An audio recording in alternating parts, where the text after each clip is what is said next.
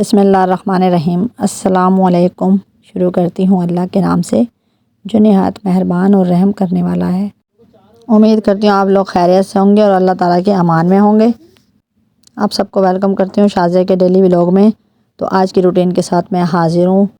हाँ जी, मैं तो अपना मिक्सर का जार और मसाले वाली डब्बी ठीक कराने के लिए जा रही हूँ। और हमारे यहाँ की बहुत ज़्यादा तंग गलियाँ हैं, बहुत पतली पतली सी, और शाल में तो इससे भी छोटी और पतली गलियाँ होती हैं। और मैं पहुँच गई थी दुकान पर, तो अंकल ने कहा मैं दोनों चीज़ों को देख लूँगा और कल आकर आप ले जाना, अब तो टाइम नहीं है, तो अब हम कल लेकर आएंगे जूसर। हाँ, तो आज है छठा रोज़ा और मैं आपको छठे रोज़े का वजीफ़ा बताती हूँ। जो भी इस वजीफ़े को पढ़ेगा, रब्बे करीम ने चाहा तो कभी किसी और वजीफ़े की ज़रूरत नहीं पड़ेगी। पूरा साल की तरक्की, रिज़्क, कारोबार, तंदुरुस्ती, अगर अपने घर में सुकून चाहते हो और बरकतें चाहते हो तो ये वजीफ़े को ज़रूर करें। आज सारा दिन चलते फिरते बहुत ही ज़्यादा तादाद में आपने हस्बुनल्लाहु व निअमुल वकील या वहाबु या रज़्ज़ाक़ु का वजीफ़ा करना है। इंशाअल्लाह आपकी किस्मत बदल जाएगी, अल्लाह ने चाहा तो। और अगर आपके घर में बड़े बच्चे हैं और रोज़ा नहीं रखते तो आप उनको समझाएं और उनको तरबियत दें। आप ख़ुद रोज़ा रखें और बच्चों को भी रोज़ा रखवाएं। बचपन से ही रोज़ा रखने की आदत होती है। हमारे घर में सब रोज़ा रखते थे, तो मैं भी बचपन से ही रोज़े रखती थी। बड़ों से ही बच्चे सीखते हैं, तो आप जैसा करेंगे बच्चे वैसा ही करेंगे। आप नमाज़ पढ़ें, बच्चों को साथ नमाज़ पढ़ाएं। अगर नहीं आती तो मैंने भी इसी तरह सीखी थी। मेरी आंटियाँ नमाज़ पढ़ती थी, मैं उनके साथ खड़ी हो जाती थी और मुझे इसी तरह नमाज़ पढ़नी आ गई थी।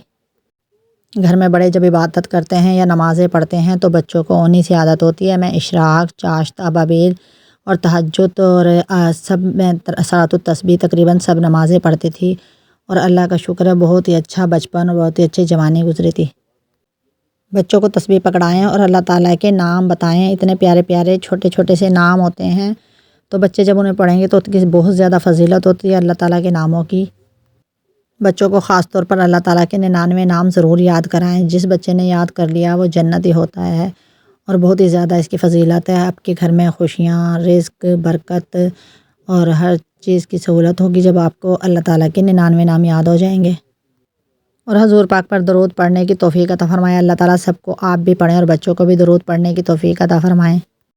मुझको नातें बहुत ज़्यादा पसंद है। मैं इतने दिल से नातें सुनती हूँ और महफ़िल होती है तो उसमें मैं झूमने लगती हूँ। बहुत ही ज़्यादा मुझे लुत्फ़ और मज़ा आता है। अगर मैं किसी महफ़िल में बैठ जाऊँ तो फिर मैं दिल चाहता है उठूँ नहीं।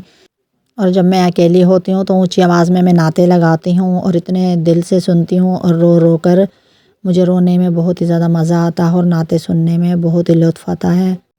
हाँ, तो यहाँ पर मेरी बहुत ही मज़ेदार रेसिपी थी। एक थी खट्टी मीठी और दूसरी थी चटपटी। तो यहाँ पर रेसिपी बनाना शुरू करते हैं। बिस्मिल्लाहिर्रहमानिर्रहीम।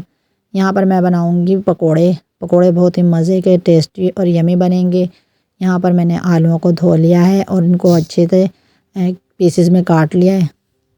हाँ, तो मैं काट रही थी वेजिटेबल और मेरी बेटी ने पास ही बैठकर शरबत बना लिया था जामे शीरी का और इसमें नींबू निचोड़े थे।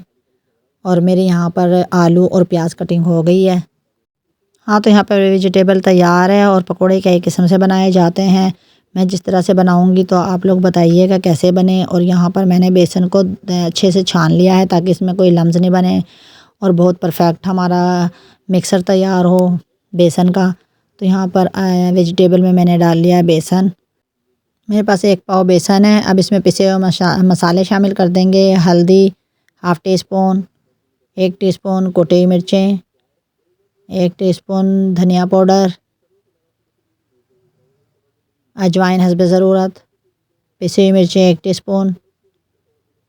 अब इन सब को हम मिक्स कर लेंगे और इसमें ज़्यादा सा धनिया डालेंगे। धनिया बहुत ही ज़्यादा अच्छा लगता है। ग्रीन सब्जियों के बहुत ज़्यादा फ़ायदे होते हैं, इन्हें ज़्यादा इस्तेमाल करना चाहिए। और नमक हस्बे ज़रूरत। अब इसमें हस्बे ज़रूरत पानी डालकर मिक्स कर लेंगे। हमने घोल को ज़्यादा पतला नहीं करना, हमने मिक्सचर को दरमियाना रखना है। ना ही ज़्यादा थिक होना चाहिए और ना ही ज़्यादा लूज़ होना चाहिए। और यहाँ पर हम डाल देंगे 1 अदद अंडा। अंडे से आपका जो है ना ये पकोड़े बहुत क्रिस्पी बनेंगे और मज़ेदार बनेंगे, टेस्ट भी होगा। अब अच्छी तरह मिक्स करेंगे ताकि हमारा अंडा परफेक्ट मिक्स हो जाए अच्छी तरह। और यहाँ पर हमने ऑयल डाल दिया है और यहाँ गैस नहीं आ रहा था, सिलेंडर पर ही पकोड़े बनाए थे मैंने। ऑयल हमारा अच्छी तरह तेज़ गर्म हो गया है। अब बारी बारी 1-1 चम्मच हम डाल देंगे पकोड़े और जैसे ही ये तैयार होते हैं तो हम इनकी साइड चेंज कर देंगे। पकोड़े हमारे तैयार हो चुके हैं। अब इनको साइड चेंज कर लेते हैं। यकीन जाने अफ्तारी की बहुत ही स्पेशल ये रेसिपी है। पकोड़े और चाट के बगैर दस्तरखान अधूरा लगता है। इनके बगैर मज़ा नहीं आता और सबको बहुत ज़्यादा पसंद होते हैं। और ये यमी और टेस्टी और ज़बरदस्त क्रिस्पी पकोड़े हैं हमारे। और मेरी वीडियो को बगैर स्किप किए देखा करें। जो मैं वज़ाइफ बताती हूँ उनसे पूरा फ़ायदा उठाया करें। इंशाल्लाह अगर आप दिल से करते हैं, यकीन होता है तो हर अमल काम करता है। और अगर मेरी वीडियो को पूरा देखेंगे तो मेरी रेसिपी की भी आपको समझ आएगी। हर चीज़ आप देख सकेंगे, क्लियर होगा कि किस तरह मैंने बनाई है और कितने इन चीज़ों के फ़ायदे हैं। और माशाल्लाह से बेसन के भी बहुत ज़्यादा फ़ायदे हैं। शुगर वालों के लिए भी बहुत फ़ायदे हैं। हर चीज़ एक लिमिट में खानी चाहिए, एहतियात करनी चाहिए। ज़्यादा से ज़्यादा लोग चीज़ें रोज़ाना खाते हैं तो फिर आप बीमार होने का ख़तरा होता है। सब चीज़ों का आप मेन्यू बना कर रखें। हफ्ते में क्या क्या खाना है, क्या पकाना है, उस तरह आप खाएंगे तो कभी बीमार नहीं होंगे। काफ़ी लोगों को जो चीज़ें पसंद होती हैं वो रेगुलर रोज़ाना खाते हैं और फिर वो बीमार हो जाते हैं। तो इसलिए आप एहतियात से चीज़ें खाएं। चाहे पकोड़े हों, चाहे वो पराठे हों, या कोई भी ऑयली चीज़ ज़्यादा इस्तेमाल करने से नुकसान हो सकता है। इन पकौड़ों को भी सेम हमने इसी तरह फ्राई किया है और इसी तरह साइडें चेंज की हैं। अलट पलट करने के बाद पकौड़े हो चुके हैं तैयार।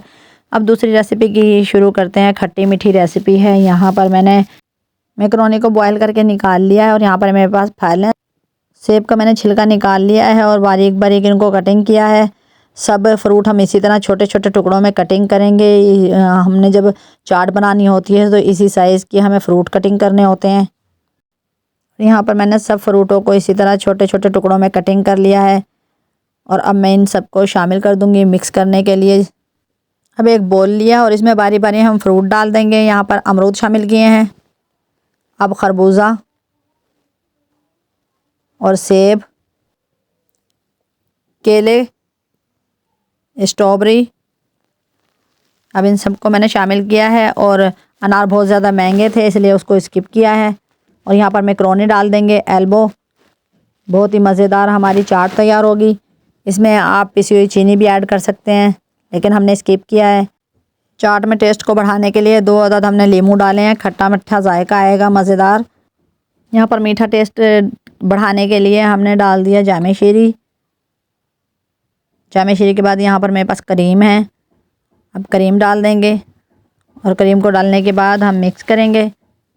करीम भी बहुत ज़्यादा महंगी है, आप लोगों को रेसिपी देने के लिए ये मैंने ऐड की है, वरना मैं इसी तरह डिश आउट कर लेती। यहाँ पर मैंने डाला चाट मसाला। आपको अगर पसंद है तो आप डाल सकते हैं, नहीं पसंद तो स्किप कर सकते हैं। आप अपने मर्ज़ी से मसाले ऐड कर सकते हैं। खट्टा मीठा बनाने के लिए कुछ भी आप डाल सकते हैं। आप माल्टा निचोड़ सकते हैं। तो यहाँ पर मैंने इसी तरह चाट को तैयार किया है। आसान और सादा सिंपल हमारी बहुत ही मज़े की चाट थी। और यहाँ पर अच्छे से मिक्सिंग कर लेंगे। फ्रूट चाट हमारी मिक्स हो गई है। कुछ क्रीम मैंने बचा ली थी तो ऊपर से हम ऐड कर देंगे। अब यहाँ पर मैंने क्रीम डाल दी है। मैंने चाट में चीनी को स्किप किया था इसलिए हम जामे शीरी का इस्तेमाल कर रहे हैं। तो यहाँ पर हमारी बहुत ही मज़े की चाट बनी थी, बहुत ही अच्छा टेस्ट था। तो आप इसी तरह चाट बनाइएगा। और अब हमारा अफ्तारी का टाइम है, हम दस्तरखान सेट कर लेते हैं। और अफ्तारी के टाइम हमने ज़्यादा सी दुआएं की थी। तकरीबन 20 मिनट आधा घंटा पहले मैं दस्तरखान को तैयार कर लेती हूँ और ज़्यादा दुआएं मांगने के बाद अब अफ्तारी हो चुकी है। और हमने अल्लाहुम्मा इन्नी ला कसम तू वबी का आमन तू वाले का तवक्कल तू वाला रिज़्क़ी का अफ्तर तू, रोज़ा खोल लिया है। मैंने अपने सब बहन भाइयों के लिए दुआ की थी अल्लाह ताला सबका चैनल मोनेटाइज हो जाए, सबकी मेहनत रंग ले आए और सबकी अल्लाह ताला दुआएं कबूल कर ले।